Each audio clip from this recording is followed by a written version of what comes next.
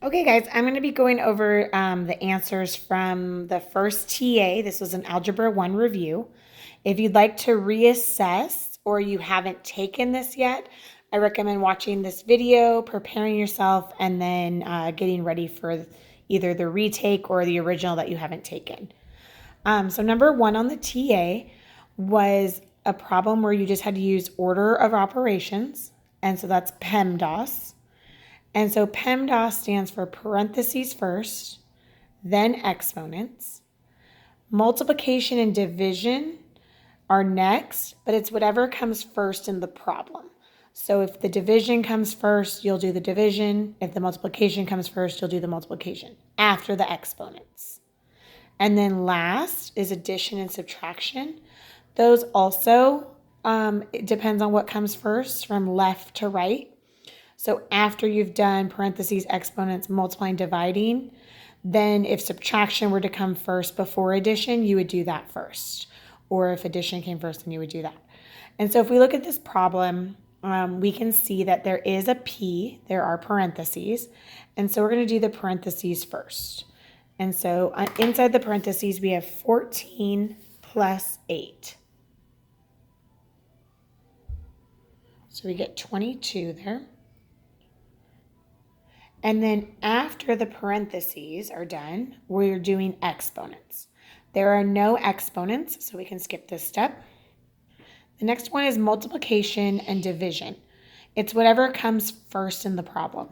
So if I start on the left, I'll see that I do have some multiplication here. And so I have 4 times 5, and that'll give me 20. And I'm going to carry down this plus. And then over here, if I keep going, so I've done this and this, I do have division. And so I did the multiplication and I'm going to do the division. And so I get negative 36 divided by 9 will be a negative 4. Last is adding and subtracting. It's whichever comes first. So if I look on the left-hand side, I've got adding first. So 20 plus 22 is 42. And then we're just going to carry down this minus 4. And so then 42 minus 4 gives us 38. And that is the answer to number 1. Okay. Number 2 is a little bit different. We're going to evaluate first. So that means we're actually plugging in numbers for the variables, and then make sure you use PEMDAS as well anytime we're solving. So in this case, it tells me A is 3 and B is negative 7. So I'm going to plug those into the problem that they gave us. And so instead of A, right here we have A squared, instead I'm going to use 3. So I'm going to plug it in. Then I have plus 2A. Plus 2, but instead of A, I'm going to put 3, plus square root of 49.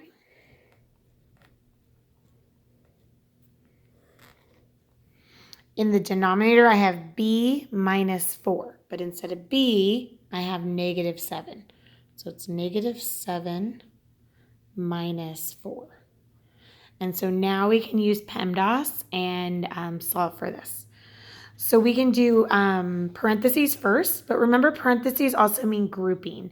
And so really inside the square root is also a parenthesis, and then we do have some parentheses here as well. So we can do those in any order since they're all considered parentheses. So in this case, we have 3 squared, so that'll give me 9. There's a plus sign here. And then 3 times 2 is 6. Then we have a plus sign here. And then the square root of 49 is 7. And so that is the numerator. And then down below I have negative 7 minus 4.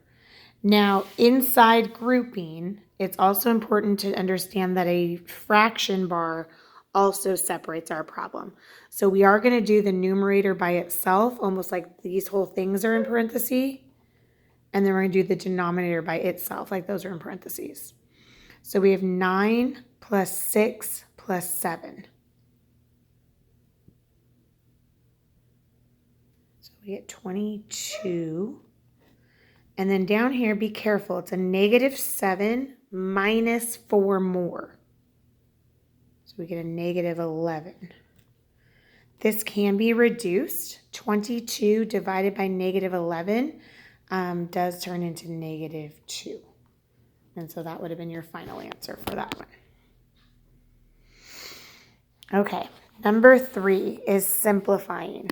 So simplifying usually means you're not going to get a nice answer. You're not going to get like a whole number as an answer. We're just going to try and combine everything we can. And so in this case, anytime you see a number on the outside of a parenthesis, you need to distribute that number. This is also a -1 here, so be careful. It's not just a negative. We need to distribute this as well. So if I do 3 times x, I get 3x. If I do 3 times -4, I get a -12.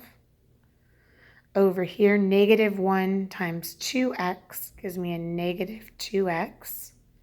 -1 times -6 gives me a +6. And then this last piece just carries down because it's plus 3x. So now we're going to put our x's with our x's. So we have a 3x, a -2x, and another 3x. So 3x minus 2x is 1x. 1x plus 3x is 4x. Okay. And then our whole numbers, we have a -12 plus 6. And so that will give me a -6. And I cannot combine x's and whole numbers, so this is your answer. That's as simple as you can go for number 3. All right, let's go to number 4. Number 4 says to put it in standard form. Okay, so standard form is ax plus by equals c.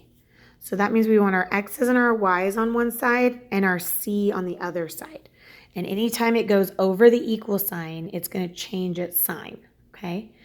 The other rule in standard form is that a must always be greater than or equal to 1. So we cannot have fractions and we cannot have negative numbers. So if that happens, then we'll have to do a little bit more math there. And then the third thing to think about is there a greatest common factor that I can take out of A, B, and C? And so that's another thing we're going to want to look for. So let's first try and just move things over. So right now I have my x and my y on the same side, but my c is also on the same side. So we want the c on the other side. And so if it goes across the equal sign, we do have to do the opposite sign. These two are going to cancel out. And so I'll be left with -6x minus 4y equals -14. Okay. One of the rules is that a has to be greater than or equal to 1. Right now, a, which is the number in front of x, is not. It is a -6. So since it's negative, if I divide everything, if you do it to one thing, you have to do it to all of them. If I divide everything by a -1, that's going to switch the sign on everything. So we get negative divided by negative, we'll get a +6x. Negative, we'll get a +4y. And then negative, we'll get a +14. So now my a is positive and it's greater than 1. The last step is to find, is there a greatest common factor that come out of a, b, and c?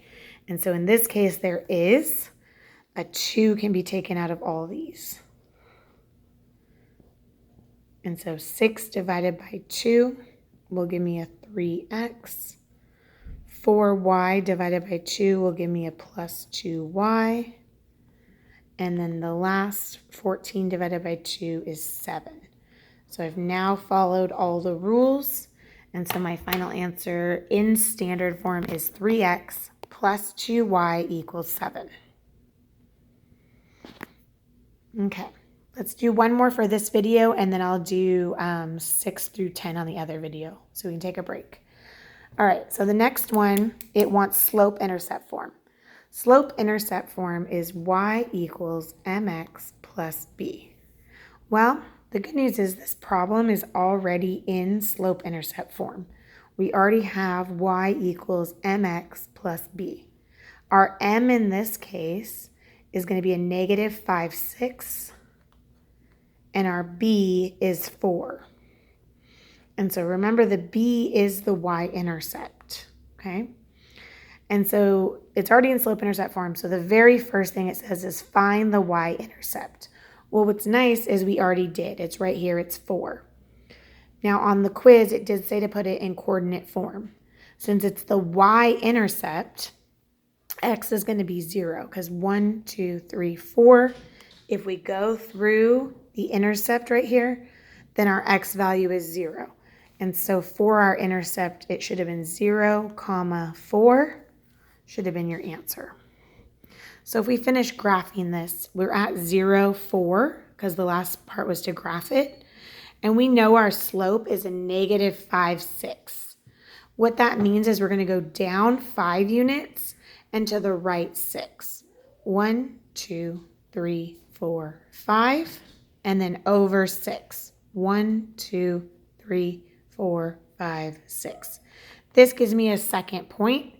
I could always do it again if I need to, but these 2 points give me a pretty good idea of what's going to happen.